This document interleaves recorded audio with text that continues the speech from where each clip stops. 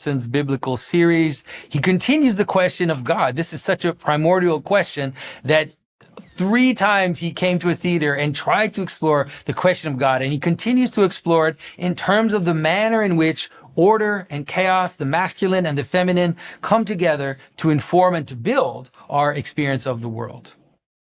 One of the things that just absolutely staggers me about them, especially the story of Cain and Abel, which I hope to get to, is like it's so short, it's unbelievable. It's like 10, 11 lines. There's nothing to it at all.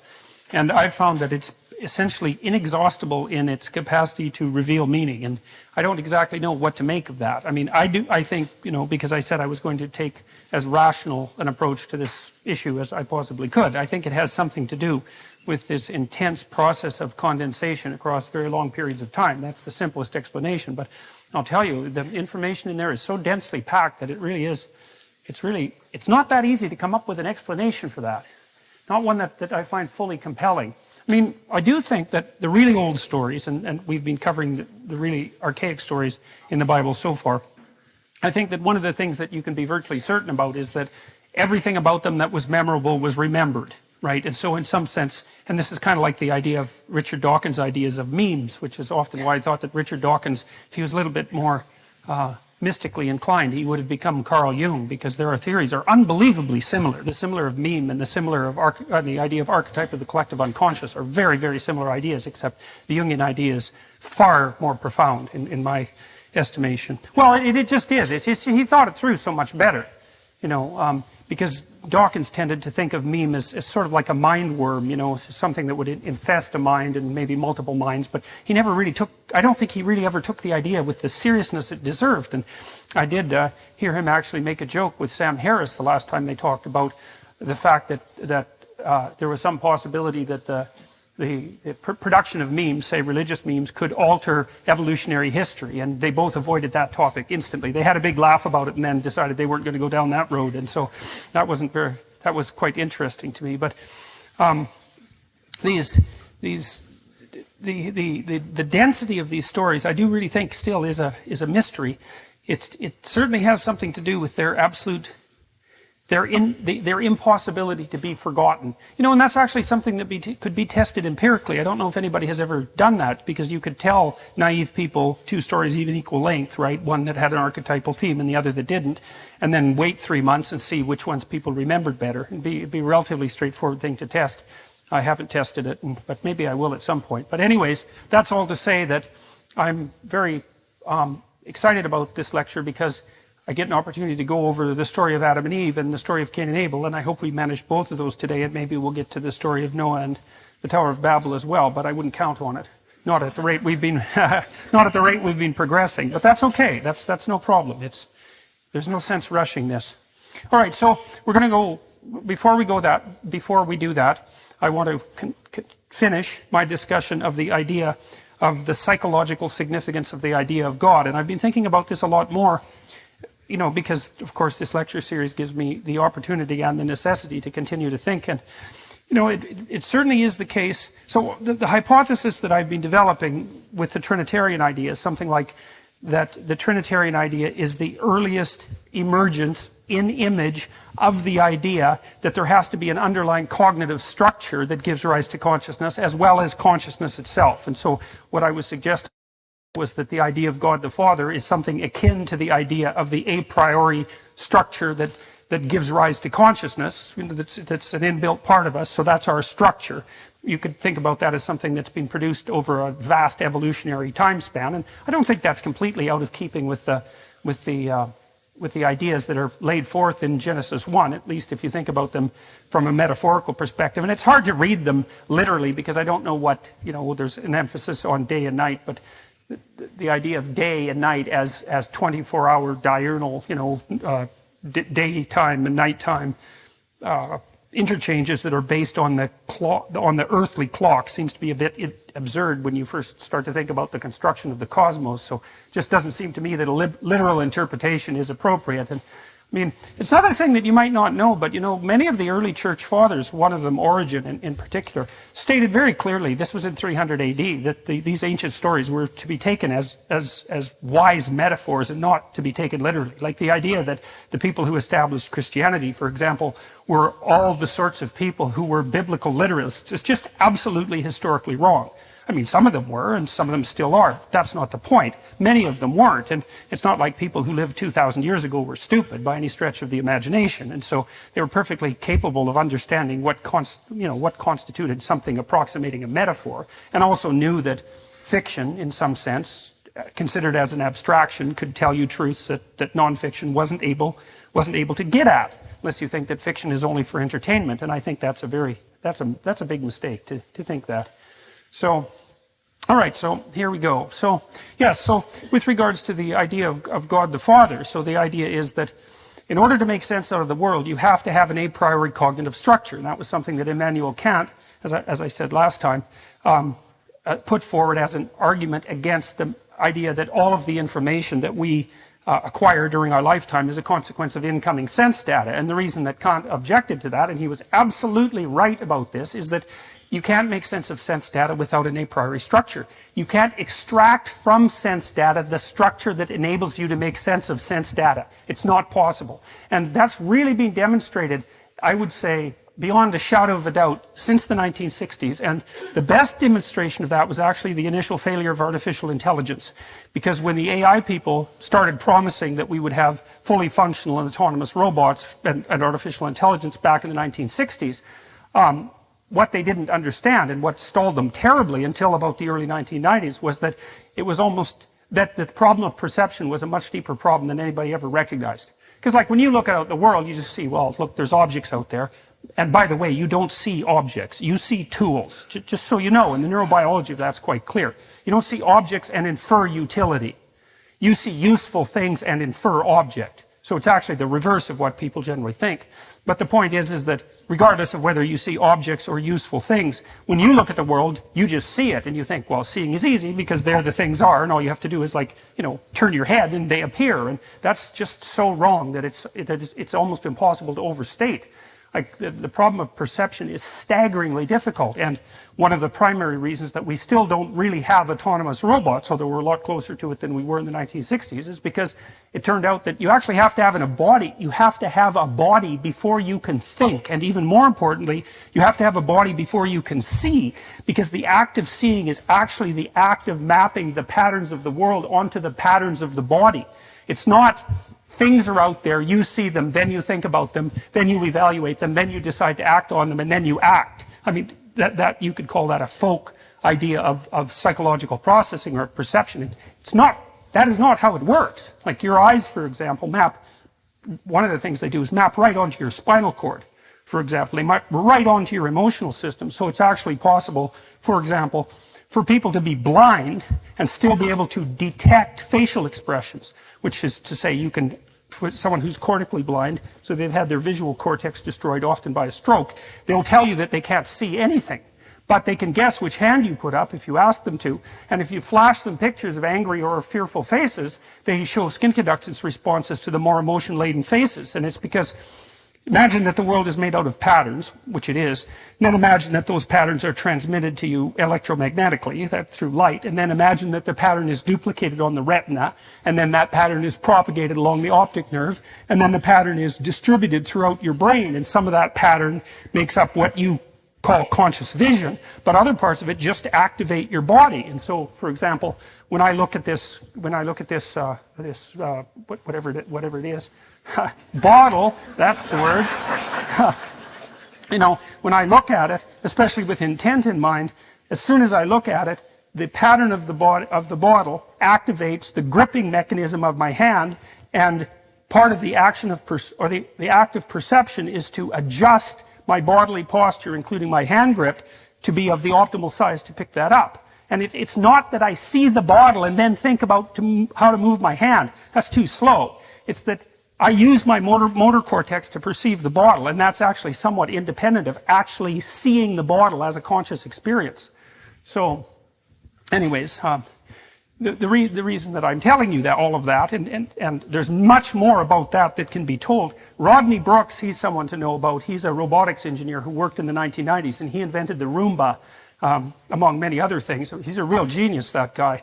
And Brooks was one of the first people to really point out that to be able to have a machine that perceived well enough to work in the world, that you had to give it a body, and that the perception would actually be built from the body up rather than from the abstract cognitive perceptions down.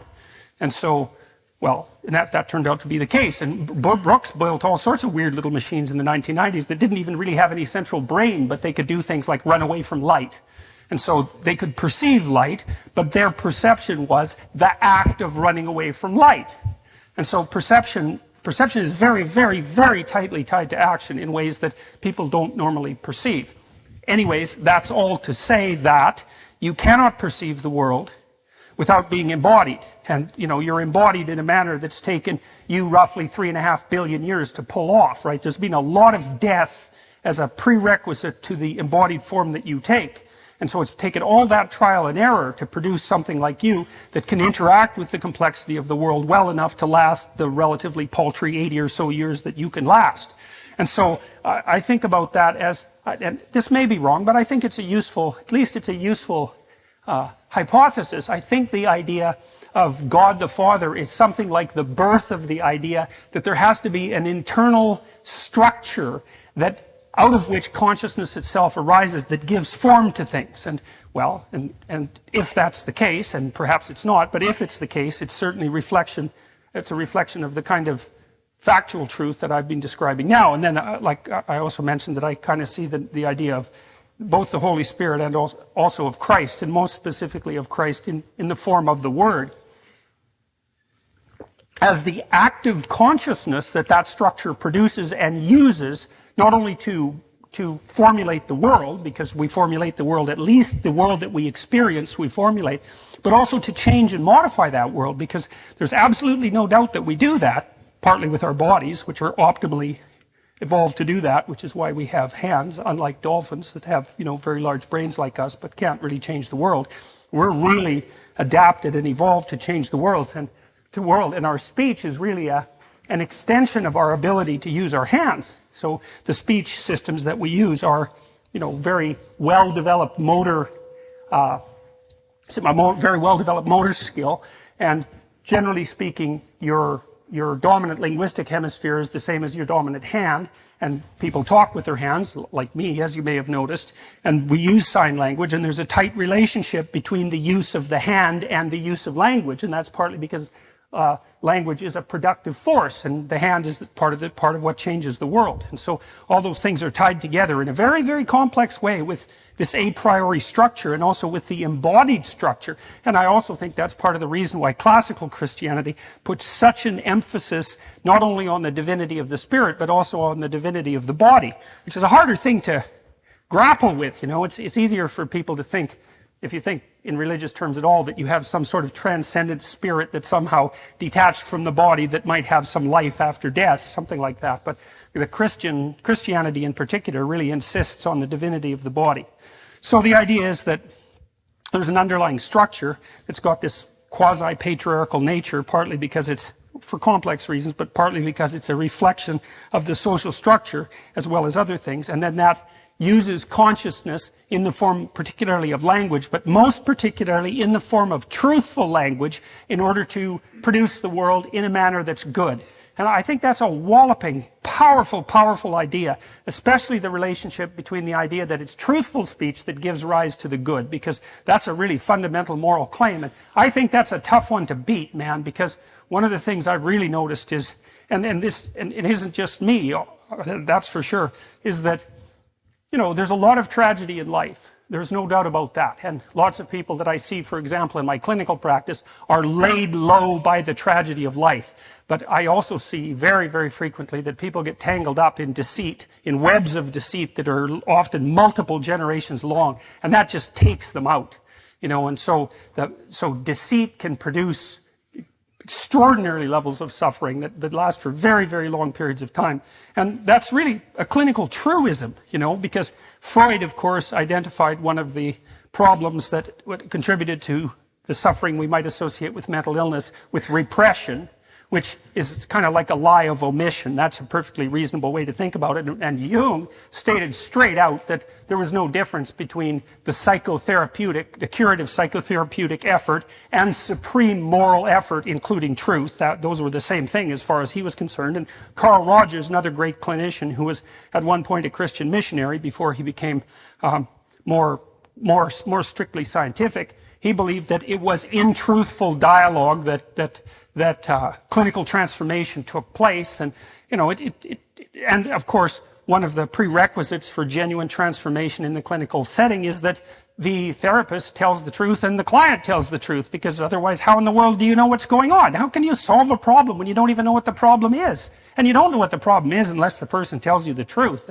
That's something really to think about in light of your own relationships, because, you know, if you don't tell the people around you the truth, then they don't know who you are. And maybe that's a good thing, you know, because, well, seriously, people have reasons to lie, right? I mean, that aren't trivial. But it's really worth knowing that you can't even get your hands on the problem unless you formulate it truthfully.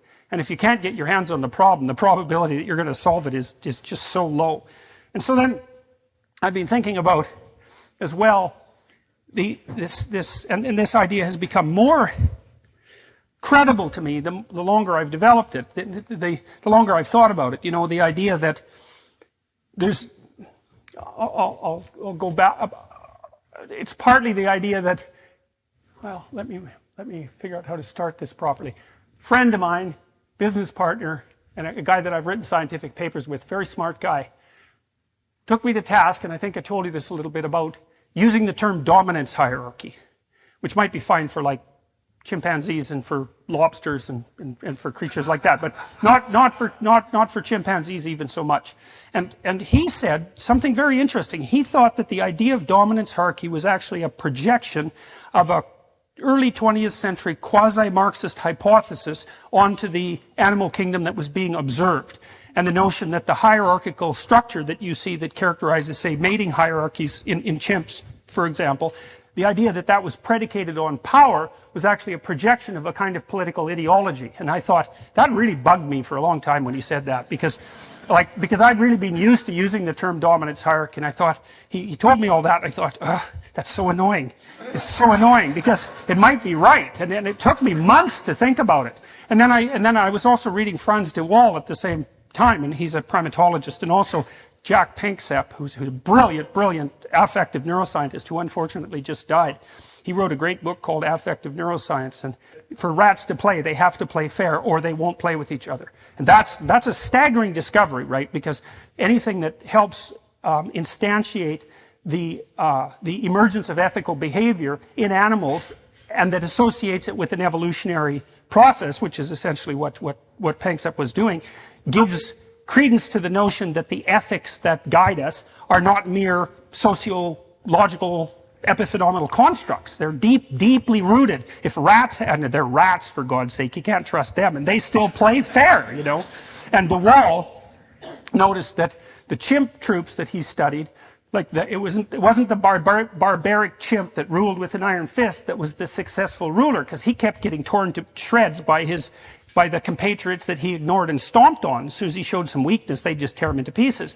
The chimp leaders that were stable, you know, that had a stable kingdom, let's say, were very reciprocal in terms of their interactions with their friends. And chimps have friends, and they actually last for a very long time, chimp friendships. And they were also very reciprocal in their interactions with the females and with the infants. And I thought Franz de Waal is a very smart guy. And I thought that was also foundational science, because it's really something to note that the attributes that give rise to dominance in a male dominance hierarchy, sorry to use that word, let's call it authority, that might be better, or even shudder competence, which I think is a better way of thinking about it, is that that's not predicated purely on anything that's as simple as brute power. And I think too, you know, I think as well that the idea, and this is a deeply devious and dangerous political idea in my estimation, the idea that male hierarchies are fundamentally predicated on power in a law-abiding society, I think all you have to do is think about that for like a month, say, which isn't that long, to understand how absurd that is, because most people who are in positions of authority, let's say, are just as hemmed in by ethical responsibility, or even more so, than people at the other levels of the hierarchy. And we know this even in the managerial literature, because we know, generally speaking, that managers are more stressed by their subordinates than the subordinates are stressed by their managers. And that's not surprising. You want to be responsible for like 200 people? You really want that? That's hard work, man. And I mean, I know it's a pain to have a boss, because you have to care about what the boss thinks. And maybe the person is arbitrary, in which case they're not going to be particularly successful. But it's no joke to be responsible for 200 people. And you have to behave very carefully when you're in a position of responsibility and authority like that, because you will get called out if you make mistakes constantly. So it's not like because you have a position that's higher up in the hierarchy that you're less constrained by ethical necessity. Now, if you're a psychopath, well, that's a whole different story, but psychopaths have to move pretty rapidly from hierarchy to hierarchy, right? Because they get found out quite quickly. And as soon as their reputation is shattered, then they can't get away with their shenanigans anymore.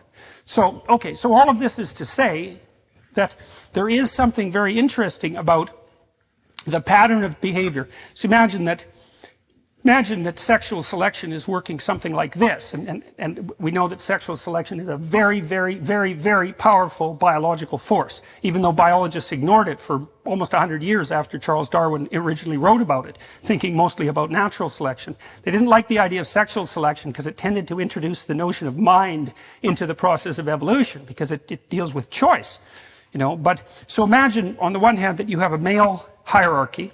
We know that the men at the top of the hierarchy are much more likely to be reproductively successful than the men at the bottom. It's particularly true of men. So you have twice as many female ancestors as you have male ancestors. I'm not going to do the math, and I know it doesn't sound plausible, but you could look it up and figure it out. It's perfectly reasonable fact. It actually happens to be true. So you have twice as many female ancestors, because females are twice as likely, on average, to leave offspring as men. Now what happens is, any man who does reproduce tends to reproduce more than once, but a bunch of them reproduce 0. Whereas, so it would be the average man who reproduces has 2 children, and the average man who doesn't reproduce has 0, obviously, and the average woman who reproduces has 1 child. So that means that there's twice as many females in your line as there is males. So that's a big deal. And so imagine that it works something like this. So the men elect the competent men who are admired and who are I can't say dominant, who are given positions of authority and respect. Let's put it that way. And it's like an election. Now, it could be an actual democratic election, but it's at least an election of consensus, or it's at least an election of, well, we're not going to kill him for now, which is also a form of election, right? It's a form of tolerance, you know. So, and then what happens is the women, for their part, peel from the top of the male hierarchy. And so you've got 2 factors that are driving human sexual selection across vast stretches of evolutionary time. One is the election of men by men to positions where they're much more likely to reproduce. And the second is the tendency of women to peel off the top of male dominance hierarchies, which is extraordinarily well established cross-culturally. Even if you flatten out the socioeconomic disparity, say, between men and women, like they've done in Scandinavia, you don't reduce the tendency of women to peel off the top of the male hierarchy by much. And why would you? I mean, women are smart. Why in the world wouldn't they go why wouldn't they strive to make relationships with men who are relatively successful? And why wouldn't they let the men themselves define how that constitutes success? It makes sense. Like, if you want to figure out who the best man is, why not let the men compete, and the man who wins, whatever the competition is the best man by definition. How else would you define it?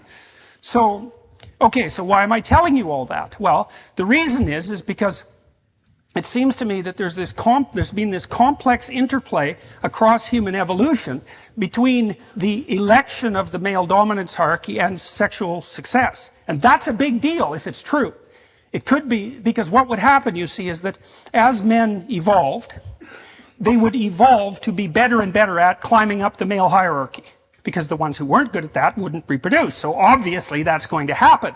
But then it wouldn't just be a hierarchy, because there's a whole bunch of different hierarchies. And so then you might say, well, are there commonalities across hierarchies? That's a reasonable thing to propose. I mean, they're not completely opposed to one another, at least. If you're relatively more successful in one hierarchy, then it's more probable that you'll be successful in another. And that's actually a really good definition of general intelligence, or IQ. And that's actually one of the things that women select men for. Now, men also select women for that, but the selection pressure is even higher from women to men.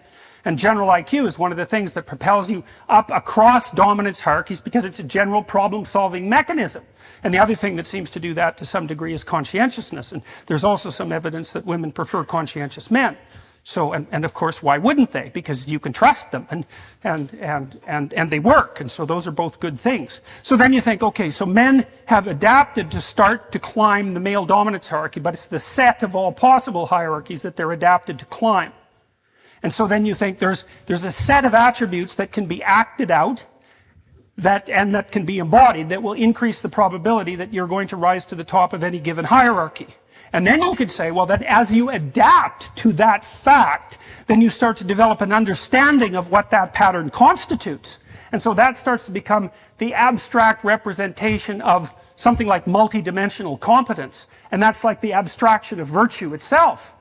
Well, and none of that's arbitrary, man. That's as bloody well grounded in biology as anything could be. And I think that's a really hard argument to refute.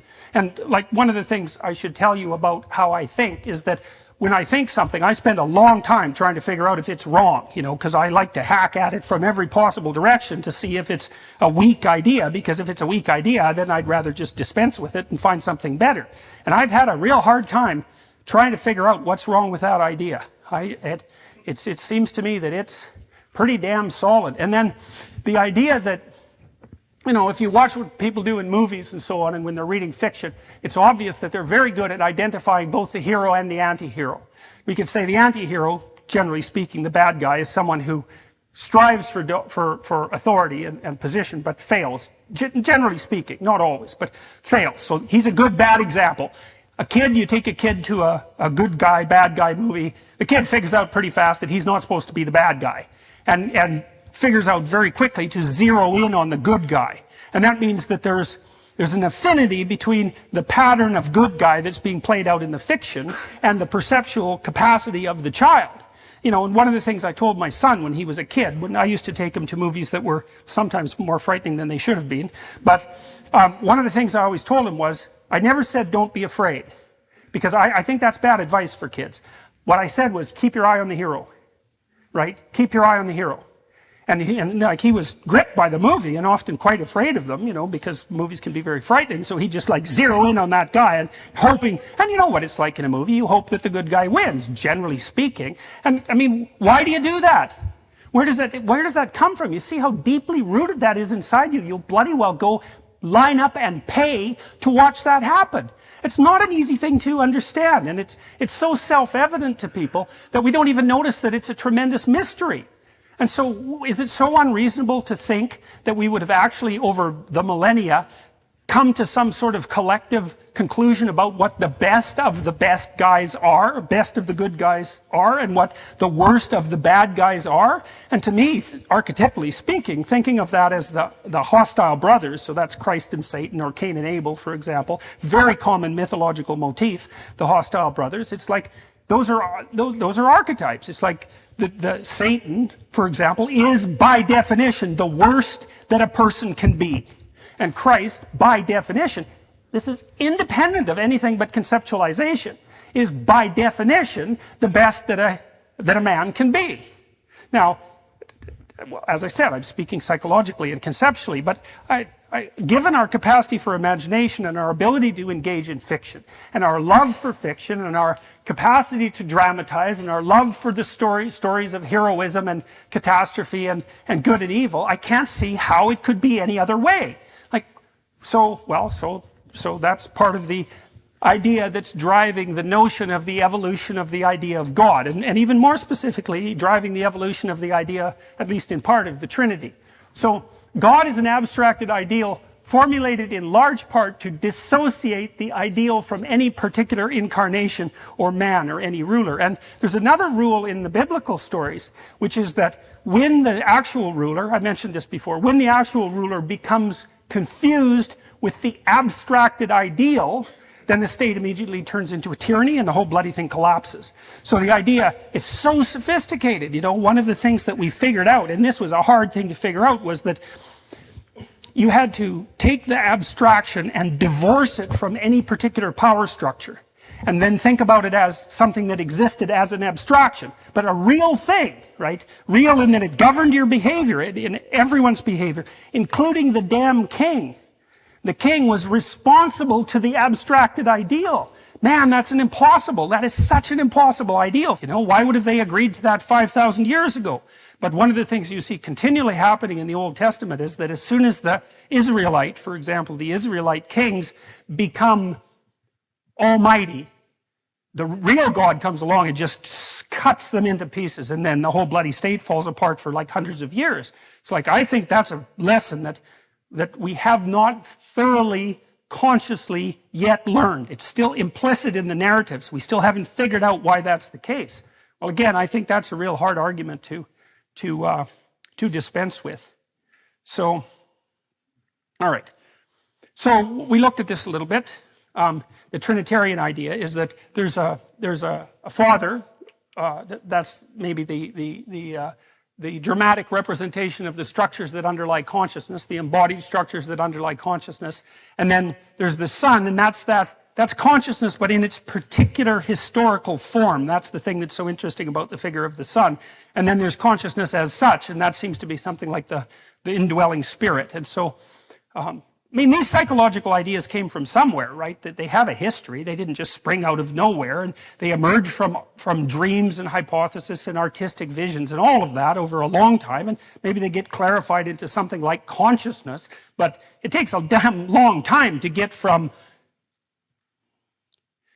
watching, you know, from two chimpanzees watching each other to a human being saying, well, we all exhibit this faculty called consciousness. I mean, man, that's a long journey, you know, that's a really long journey, and there's going to be plenty of stages in between.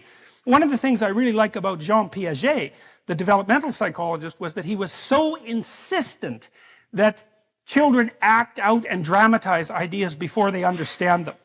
And Merlin Donald, who was a psychologist at Queen's University, wrote a couple of interesting books along those lines as well, looking at the importance of imitation for the development of higher cognition in human beings.